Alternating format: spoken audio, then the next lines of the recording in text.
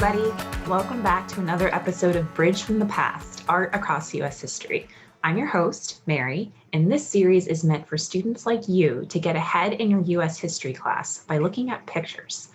Now, I know what you're thinking. It's summer, and you probably don't want to think about history class, or any class for that matter, but I'm going to go Mark Twain on you and say that you should never let your schooling interfere with your education. Last episode, I challenged you to go outside. It turns out going outside in Washington, D.C., where I am right now in July, is pretty much the worst idea ever. So we're going to do the next best thing and look at the planning of Washington, D.C. back in the founding era and think about how it reflects American values. How is compromise at the very core of the story of our federal city? Let's jump in and see. Here is our image. So as you can see, it is a map, and it is an old map, and old maps always have really great and long titles.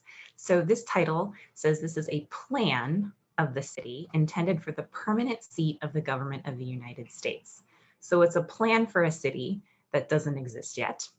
And it goes on to say it's projected agreeable to the direction of the President of the United States in pursuance of an act of Congress passed the 16th day of July, MDCCXC. So this is Roman numerals for 1790. So in July of 1790, Congress passed an act that was agreeable to the President of the United States. So in 1790, the President of the United States is George Washington, and this is a plan for the new federal city. So this is a city that doesn't exist. I can see from the map here, there's a lot of detail. It's hard to read. I can see the Potomac River is a prominent feature of this map, and this city is going to be on the banks of the Potomac River. I can see Virginia here. I can see Maryland here. So I've situated myself. I can tell that this is what's now Washington, D.C., but other than that, it's hard to see, and I have a lot of questions. So as always with primary sources, context is helpful. So here are some things that we need to know before we can jump in a little bit further to this map. So the story of Washington, D.C., like any good story, goes back to the Constitution. The Constitution gives Congress the authority to establish a federal city. So the very first Congress in 1790 has to do just that. They have to decide, where is this seat of the government going to be? And there was a lot of debate going on as to where this new federal city would be. And it turns out that two heavyweights in this new government, Alexander Hamilton and Thomas Jefferson, actually come to a pretty big compromise regarding the federal city. So Alexander Hamilton really wanted the new federal government to assume the state debts from the Revolutionary War, and this was called the Assumption Bill that was being debated in Congress. Thomas Jefferson and his right-hand man, James Madison, were against the Assumption Bill, but they really wanted a Southern capital. The Residence Act is this act of Congress that establishes what we now call Washington, D.C. as the seat of the government. So how did this compromise come to be? Well, teamwork makes the dream work. Hamilton, Madison, Jefferson sat down, there was wheeling and dealing, and they achieved this compromise. So Jefferson and Madison would get Southern delegates to support the Assumption Bill. Hamilton would get New York delegates to appoint the Residence Act, and voila, we're going to have a new capital city along the banks of the Potomac River. So Maryland and Virginia are going to cede land that's going to become Washington, D.C. Enter Pierre Charles L'Enfant. So as you can probably tell from his name, he's French. He's born in Paris, but he actually comes to what becomes the United States to fight in the Revolutionary War on the side of the colonies, which I think makes him pretty extraordinary because this wasn't really his fight, so to speak. He was a Frenchman, but he identified with the American cause. He serves as a civil engineer to the Marquis de Lafayette, which gets him noticed by then General Washington. So when we now have this new Residence Act, this creation of a new federal city, George Washington is like, I know a guy, and he taps Pierre Charles L'Enfant to plan this new federal city. So now we have a little bit more context and we can jump back into our image. So again, this image is kind of hard to see. So I'm going to quote another great mind, Hermione Granger, and tell you that when in doubt, go to the library. And we're going to go to the Library of Congress. So buckle up. So here is our map on the Library of Congress website. And as you can see, I can move around and there's a lot more detail and there's a lot to explore here. So I'm going to start with this sort of green section in the middle of the map of this proposed federal city. And remember, I asked you to keep in mind how the plan of Washington, D.C. represents American values. So these ideas of compromise, these founding values of equality and reciprocity, things like that. So there's a lot of, I can see letters and numbers on this map. And if I move from side to side, I can see that L'Enfant has created what is in essence a map key. So I can see this A over here is an equestrian figure of George Washington. So right from the beginning, we have the plans for some sort of monument to George Washington to go right here in this federal city. And spoiler alert, this is basically where the Washington Monument is located today. So I see there's letters and numbers, and I can zoom around to see what these are supposed to represent. But there are two things here that aren't abbreviated in any way, and that is the Congress House and the President's House. So this is the Capitol, and this is what's going to become the White House. So the Congress House is really interesting because L'Enfant planned for the Capitol to be on an existing hill known as Jenkins Hill. And he did this to sort of put Congress on a pedestal because Congress is supposed to be the most important branch of government. It's the branch that's closest to the people.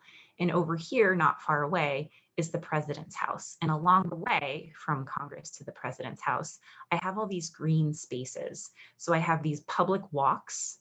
I have this grand park here, another park here. So this park here is now what we would call the Ellipse. If you ever visit Washington, D.C. in December, this is where the National Christmas tree is.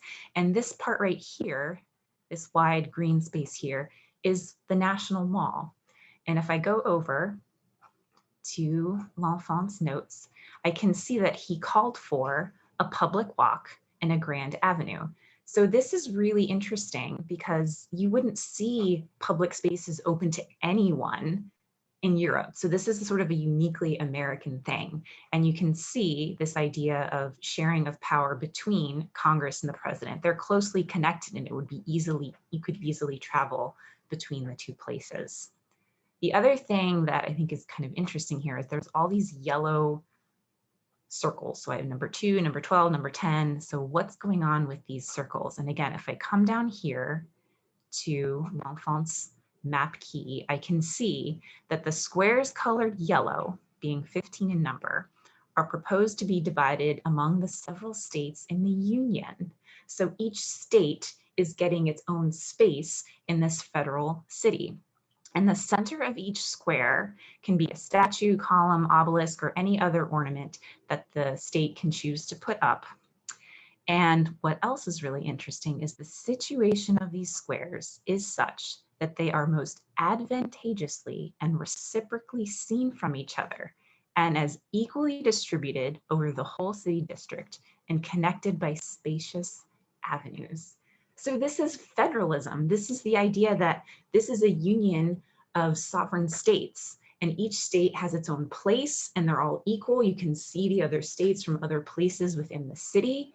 And what's also really cool about this, if you visit Washington, D.C. even today, you can see that the city is a grid. So again, this is L'Enfant's training. So he's a Frenchman. He's trained in sort of the premier institutions of France, which is where you would want to be in 1790 if you wanted to be anybody in the architecture world.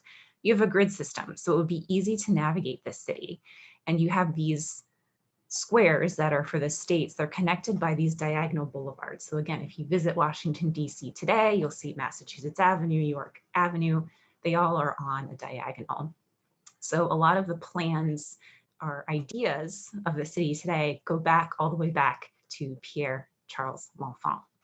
So I said that compromise plays a big role in this city, in this story of the federal city.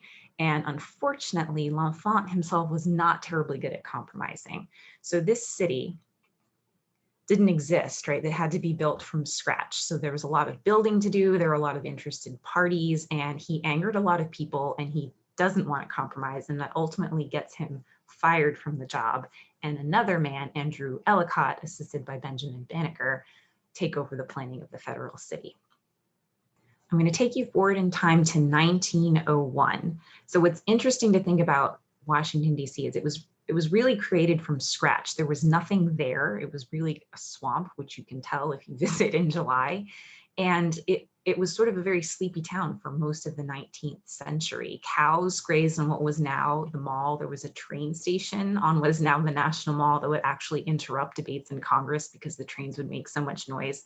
So in 1991, the Senate formed something called the Macmillan Commission, and that's a team of architects and planners who update the Capitol based on the original, largely based on the original plans of L'Enfant. So what you have here is a plan of the National Mall. So again, you have Congress here, and you have the White House here, and then you have the mall, and you have monuments. You have the Washington Monument and the Lincoln Memorial and the the World War II Memorial. You have all these monuments, memorials, and the Smithsonian museums lining this public space. So a lot of L'Enfant's grand ideas for the Capitol didn't come into fruition. He wanted a big waterfall coming down in front of the Capitol building. He wanted a palace built for the president. But a lot of what he created, this idea of a public space where anyone could come and go and things are shared and the states are important, and this idea of federalism is still with us today. So the National Mall is really a special place for all of us. We're all created equal. The space belongs to all of us. The monuments, the memorials, the museums belong to all of us. And it's our job, we gather here sometimes for good reasons, sometimes, to protest things that we see as bad throughout history. So I am going to kick it back to you and ask you how compromise is at the core of the story of Washington, D.C., and what role compromise sort of plays in your own life today, because this is a city really built out of this idea. That's all that we have time for today on Bridge from the Past. So thank you for being with me. I hope you learned something. Be sure to like and subscribe to our channel for help with more in the civics and history space. We'll be back in August with regular episodes of Bridge from the Past, so be sure to tune in then. Until then, everybody, take care.